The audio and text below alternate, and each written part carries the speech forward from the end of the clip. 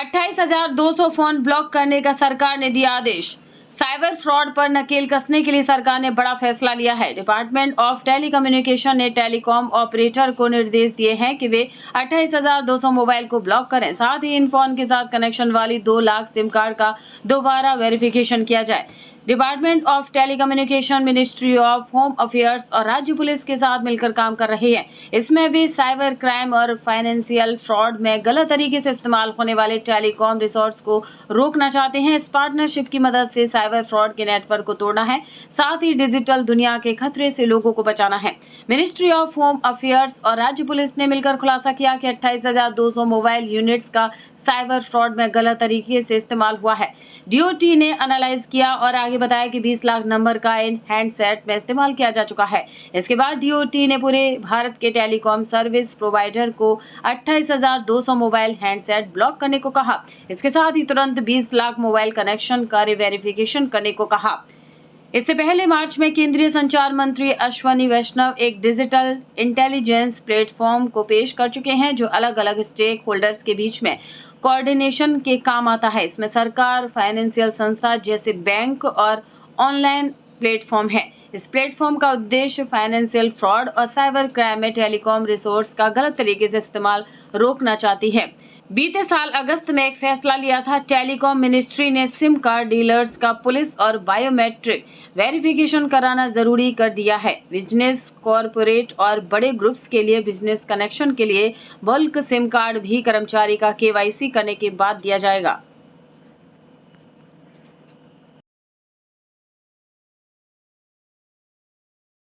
Everyone, let me introduce TVR Healthcare to you all. All sorts of healthcare services can be availed under same roof called TVR Healthcare. You can get a consultation done with any of our general physician, gynecologist, oncologist, dermatologist, nephrologist, urologist. You can get your blood test done at an affordable price. Also, you can book your USG, X-ray, Echo, CT, MRI here. Do check this out and book an appointment at the number given on the screen. उम्रा और हज के सफर पर चले अल जना tour and travels के जरिए huge discount पर, जहां मुनासिब पैकेज में आपको अच्छी से अच्छी सर्विस प्रोवाइड की जाएगी। आपको मिलेगी बेस्ट फ्लाइट, बेस्ट होटल्स, वो भी बिल्कुल मक्का और मदीना के करीब। खाने में रहेगी बुफे सर्विस।